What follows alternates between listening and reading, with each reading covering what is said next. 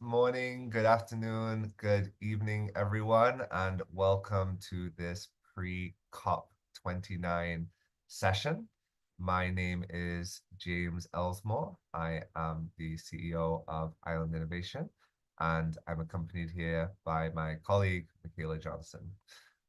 We'll give a further introduction to ourselves shortly, but in the meantime, please see on your screen a poll that has been prepared um, where we'd like to ask a few questions to get to know you better and to learn some more about who is joining the session. Also, feel free for those of you joining in the Zoom conversation to go ahead and type in the chat where you are joining from and your insights into the session as we are going through. Okay, great. The poll should be up on your screen. So as I said, my name is James Elsmore. I'm the CEO based in Portugal, and Island Innovation is a team of individuals from around the world working on issues for sustainable development. A team of us next week will be heading to start our journey to COP29, including my colleagues. So Michaela, I'll let you introduce yourself. Thank you, James. Hi, everyone. My name is Michaela Johnson. I'm the Business Development Associate here at Island Innovation, and I'm from Trinidad and Tobago. So quite a far journey going from Trinidad to Azerbaijan next week, but looking forward to it. And I think this is going to be a great session to discuss the role of SIDS NGOs at COP. Exactly. And the reason I say we're starting the journey next week is that especially our colleagues in the Caribbean, they have to start the journey next week because it'll take them several days, up to a week to actually get to Azerbaijan for COP29. So I'm going to stop the poll. Please go ahead and answer if you haven't already. And I see some of you are already starting to answer in the chat.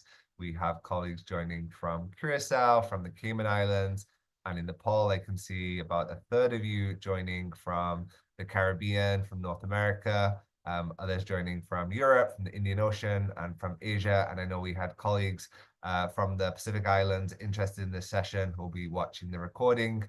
And hello to everyone on LinkedIn, Facebook, and X following the live stream and those tuning into the recording.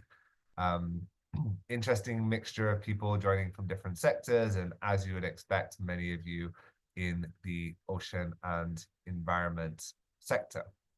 And so the idea of this session as we go into COP29 is really supposed to be a bit of an introductory session for climate COPs participation to encourage SIDS representation, especially from civil society, and to give some starting points on how that can be achieved. And there'll be plenty of time at the end for questions and comments from your experiences. So we look forward to hearing from you. So how can SIDS civil society organizations receive official accreditation and participate in COP29 and future COPs? Now, as you know, COP29 is coming up very, very soon. And so if you haven't already made plans to attend this year, it's most likely going to be challenging. But we're looking ahead to the UNFCCC, the United Nations Framework Convention on Climate Change, to see how in the future, for future years, you as organizations and individuals should and can be able to participate in this organization. It's absolutely critical that small island states and island representations, as those organizations and as those representatives on the front lines of the climate crisis, have a presence at the COP conferences.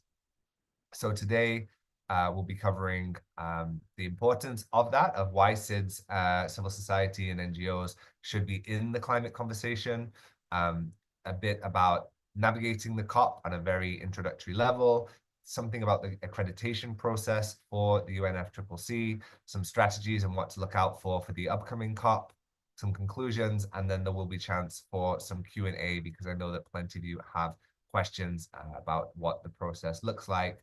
And we have a mixture of people. I can see some of you that have participated many times before, and some of you who maybe this is something new for. So why is it so important for small island states, for island regions in general, to be there in the climate conversation? As many of you may know, when you think of COP, you think of primarily the UNFCCC, the climate change COPs. Actually, COP just means the Convention of the Parties, Conference of the Parties rather, and any convention has a Conference of the Parties.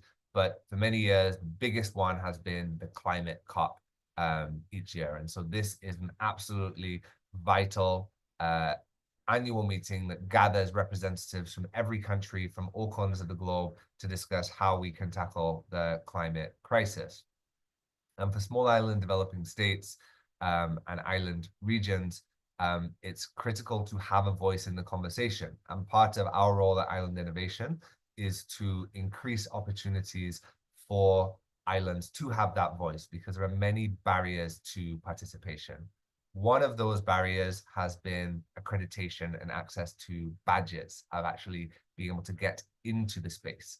There are other barriers such as funding. How do you actually get from the Caribbean or from the Pacific or from wherever you are in the world to Azerbaijan to attend? But even if you're able to access that funding, one problem this year and in previous years has been, can you actually get a badge to be accredited to go into the space? And so this is what we're trying to tackle today, and encourage more NGOs and civil society organizations from small island states to get registered.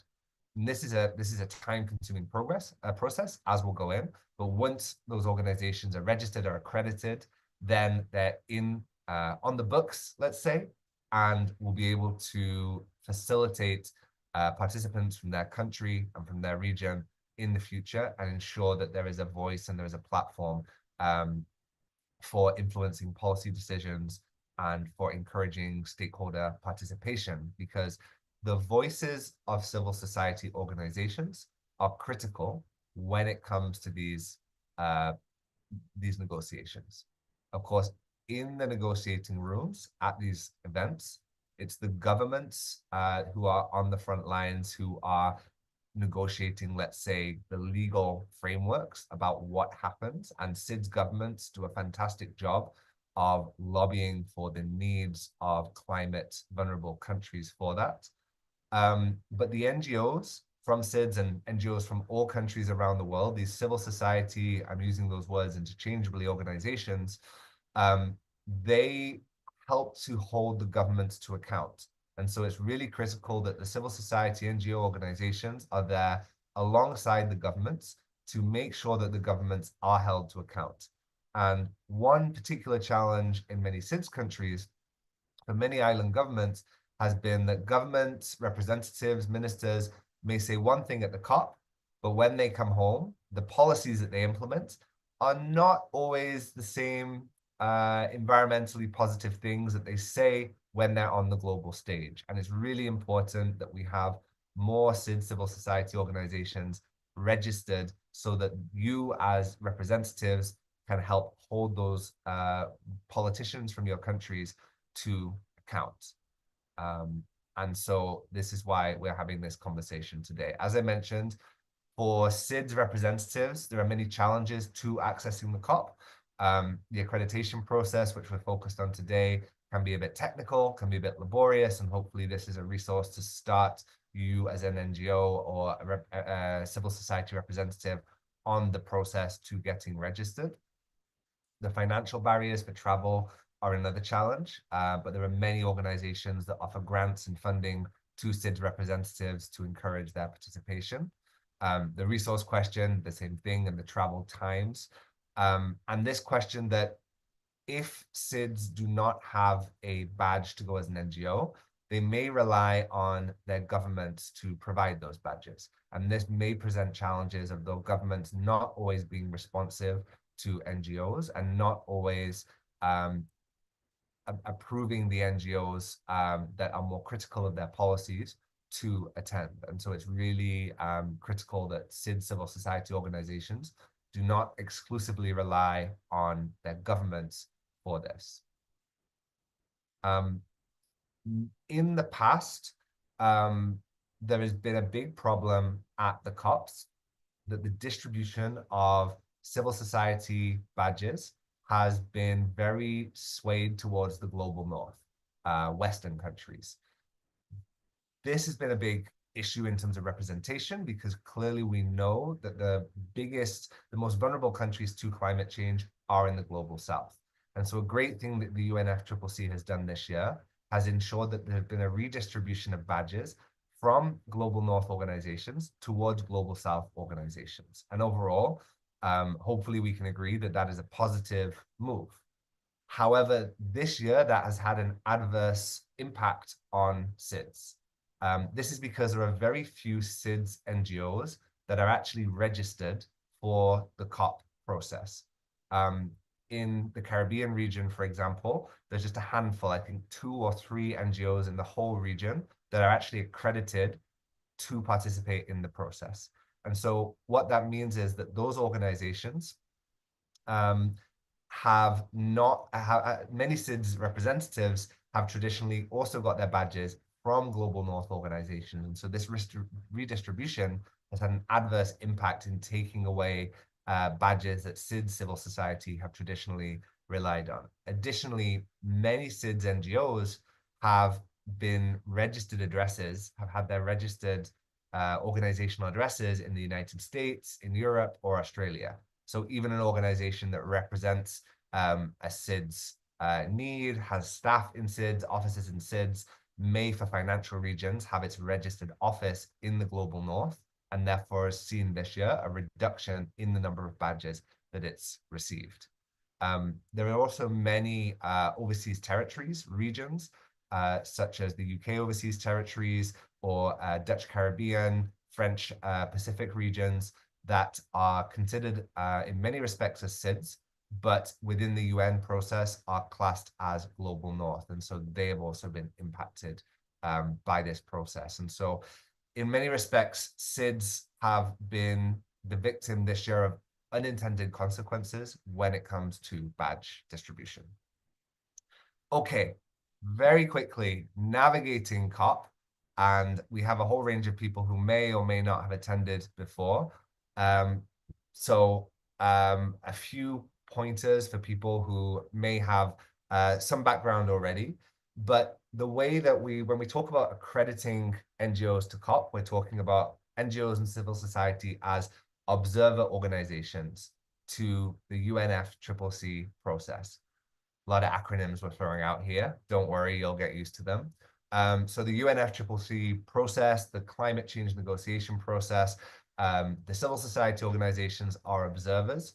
And every year, these accredited observers are granted a specific number of badges to send individuals to observe the process. And this changes every year.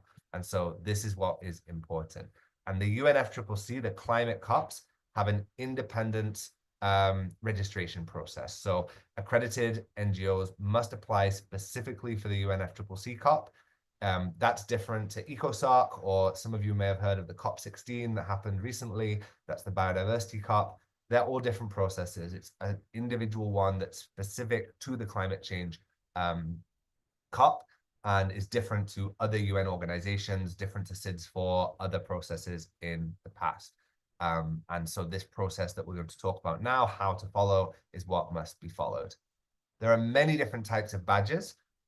We're talking about this first row, observer badges. So this is what we're encouraging SIDS representatives and island representatives to get accredited for. Traditionally, many people have also gone on party badges or party overflow badges, but that relies on the whim of their governments and accreditation via their government, which is not always possible and can vary from year to year. So that's why the observer badges allow NGOs a more independent opportunity. Once you have gained access to the COP, there are different zones. So the blue zone, the green zone. The blue zone is only accessible. This is the main COP zone. This is only accessible to accredited NGOs who have gone through this process. So this is why it's critical. If you go to Baku next week or the week after, if you don't have an accredited badge from a party or from an NGO, then you will not be able to access the blue zone. Within the blue zone, there are plenary halls, there are negotiation areas. The plenary halls are important rooms for the speeches, for big events. Those are accessible to the observers. Normally, the negotiation areas are not accessible to the NGO badges. Those are reserved for government officials for capacity reasons. And don't worry, there's a lot of information on these slides. We'll make them available afterwards to everyone on our website, because I know there's a lot of information here. And as I mentioned, last thing on this section, the COP16, many of you will know happened, was still happening, I think, this week. This is a different process. This year is one of the biggest biodiversity COPs that have happened, but accreditation for the biodiversity COP is separate and is a different body to the UNFCCC climate COP. It's just this acronym COP, which is the same for any major convention. And just happens that they're very close together this year. But the Climate Change Conference is what we're focused on through the United Nations Framework Convention on Climate Change, UNFCCC. So with that, how do NGOs get accredited? And I will pass over to Michaela to talk some more about this process and some of the challenges and how to do it. So over to you, Michaela. Thanks, James. So yeah, now that we know a bit more about SIDS NGOs and their role at COP, let's get into the accreditation process. So this is just an overview of the 4 main stages that you would go through. So we have the application stage where you submit all of your documents through the online admission system. Then your documents will then be assessed by the Secretariat against the eligibility criteria. Then eligible organizations recommended by the Secretariat to the COP Bureau. And then lastly, you will be granted observer status. This process has changed a bit this year. Previously, you were pretty much guaranteed to get accredited within a year of submitting your application. But this year, the process has changed, and applications are now happening on a continuous basis in order of application date. So this basically means that your application is now subject to the availability of resources. So you're not guaranteed to get that approval within that first year. So it may take 1 to 2 years at this point in time. Next slide. It's also important to note that once you do apply and you get your accreditation, if you have not been active at COP for 5 years, you will need to reapply for your organization. So that's why, as we've been stressing today, it's really important to plan ahead of time, know what COP you want to attend, whether it's COP30 next year in Brazil or Australia in the following year. It's important to plan ahead and get your application out early. So let's get into the specific documents. I know it may seem daunting and technical, but a lot of these documents are documents you may already have for your registered NGO that you may need on a local level. So it's just about putting them together for this application. So first of all, the official application letter, of course. This will be on a letterhead clearly stating how your work relates to climate change. That's an important part of the application, showing your work's relation to climate change and sustainability, because of course, that's what this conference is about. You will also need to provide documentation about your NGO's legal status as a non-governmental, non-profit entity. Next slide. And annual reports, basically showing your organization's activities, particularly, again, in relation to climate change, environmental issues, sustainable development. If your NGO is part of a network or has any formal affiliations with other organizations, you will need to make a list of these affiliated organizations. And you will also need to provide financial documentation. So any financial reports you may have that confirm that your organization is in fact a nonprofit. You will also need, again, information on climate change related activities. So whether you have programs, campaigns, projects, essentially showing your organization's work as it relates to COP. And then also providing full contact details for your organization, your headquarters address, phone number, basic contact information for the organization, but also the contact details for your designated representatives, who will then be that point of contact for the UNFCCC. Next slide. Lastly, you also need to provide the organizational structure. So this could be in the form of a description or a chart of the organization structure, and highlighting, of course, any key leadership figures or governing bodies. And those are pretty much the documents you will need. And at the process of the assessment, the UNFCCC can then request any additional information or supporting documents, but this will be on a case-by-case basis, essentially if they need more information about your organization's mission, structure, or activities. So in a nutshell, that's what you need to submit for your application. Once you do so, the UNFCCC Secretariat will then review the application, ensure that your organization meets the specific criteria that's been outlined for observer status. And once you do, you will be granted observer status for upcoming COPs. So we know that COP is a hectic time, right? There's a lot going on, whether you're joining on the ground or virtually. So these are just some strategies that you can implement for a successful COP to make sure that your organization gets the most impact out of it. So as we've been emphasizing throughout the session, early application for your accreditation. And then once you're there, of course, or if you're joining virtually, partnerships and collaboration with regional and international NGOs or other networks that can really strengthen your organization's capacity and your visibility throughout COP. And then, of course, you can use these partnerships to host or engage in side events. Side events are an important part in terms of raising awareness about the specific concerns and issues that are relevant to SIDS, and sparking those conversations in addition to the negotiations that are going to take place. Next slide. And then, of course, leveraging your digital and virtual platforms.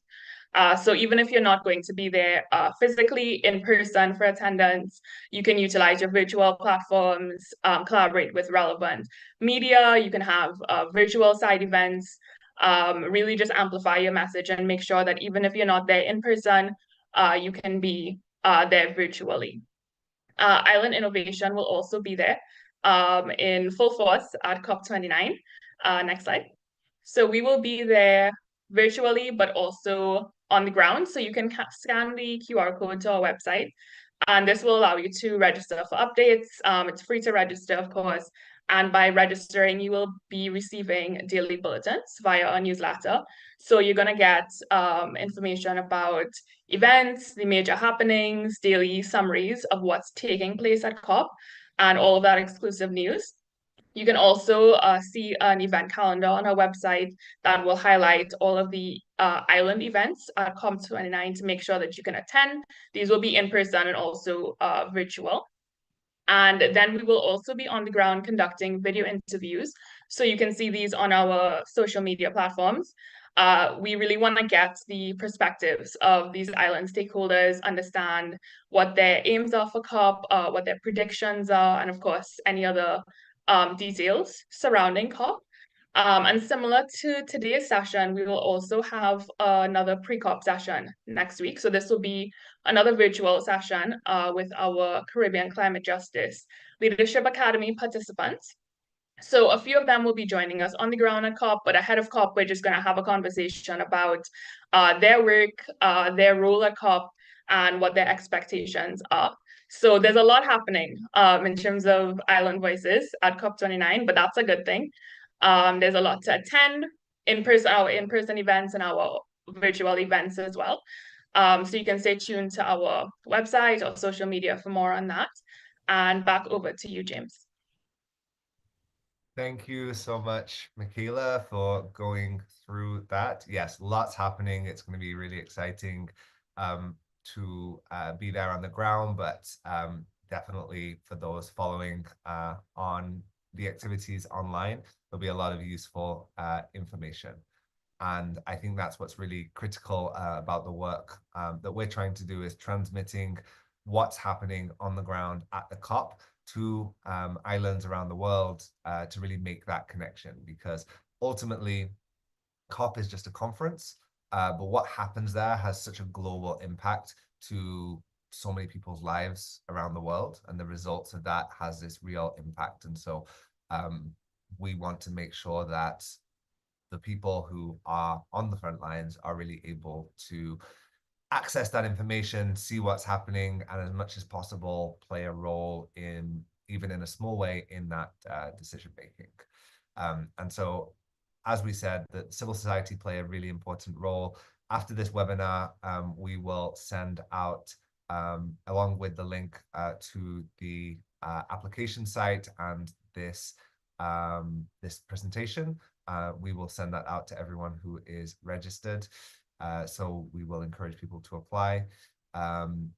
We really encourage you to, for those of you who do have work with registered NGOs and civil society, to look at that application process and to take that seriously. Even if you yourself are not thinking of going, to make that available to people in your community, people on your island who you work with, and think about in the future how that can really be a resource for many people as the COP gains importance every year, because we know how important it is for island voices to be recognized and present at that event. So now, before we wrap up, would love to hear any questions that anyone might have about this process, about anything we've said, or about the upcoming COP. Please feel free to share in the Q&A box if you would like to have any questions. I did see one question that had come in on one of the channels. Maybe start with asking about registration for the upcoming COP29. So realistically, for the upcoming COP29, we're talking about the week after next, not very long now. It's becoming very hard, not just for accreditation, but also logistically to organize that. So if you haven't already organized accreditation, I will probably say it's too late for that. There is a lot of demand for those accreditations and badges and organizations for doing that, which is why we're encouraging for future years there to be more availability for organizations working in and representing small island states. So I don't think that realistically it would be possible for this year. For next year, the sooner you submit the application, the better.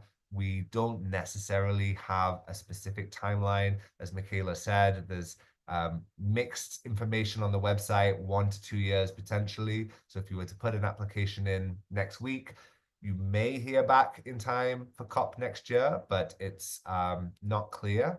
And we don't know whether there would be preference given to groups like SIDS that need more representation. But it's worth making that argument if you can. I think that, you know, we can try and do that. And I saw a question.